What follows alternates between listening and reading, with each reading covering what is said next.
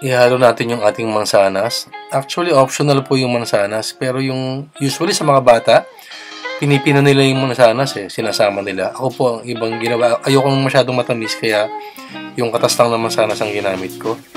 Nung kumulo na po yung ating sabaw, tinanggal ko na po yung mansanas. Hindi ko po siya sinama. Yun po ang gusto kong areglo. Hindi ganong matamis. Ayan po.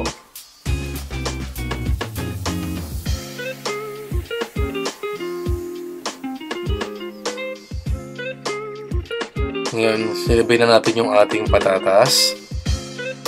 Sabay na rin natin yung ating carrots. Ayan po ang ating carrots at patatas. Konting halo-halo po para balansing-balanse, pantay na pantay ang pagkakaluto. At pakuluan po natin siya ng konti. Ayan, medyo malambot na po yung ating mga gulay at ang ating karne. Halu-haluin pa rin natin. And then, sabihin na natin yung ating curry condiments. Ayan po yung curry. Sweet and flavor po yung ating pinili. Kasi meron pong maanghang yan Ito hindi po, medyo sweetened po siya. Yun ang parang gusto kong kainin ngayon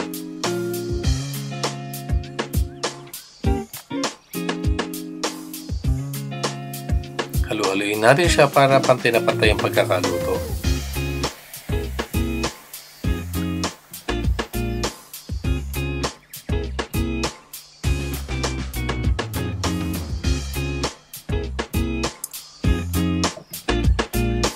Ngayon, lagyan natin siya ng konting gatas, pampadinamdam din yan.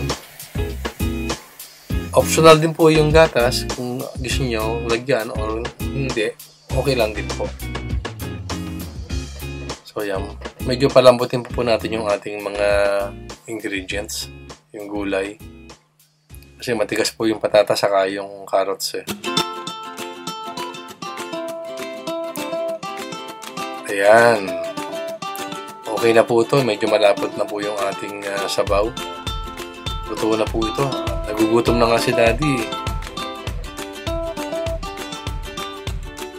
Preparation na lang po ito. Gano'n lang po kadaling gumawa ng curry rice. Ayan. Ayan na po ang ating curry rice. Ang ating pong rice dyan naluan ko ng brown rice, kaya medyo brown saka puti po siya. Ayan po. Saka ito po yung Japanese pickles. Yan. Japanese pickles po yan. Yan po ang ginagamit sa mga ganitong klase ng curry rice sa Japan. At nilagyan natin ang nilagang itlog. Tara, kain na po tayo!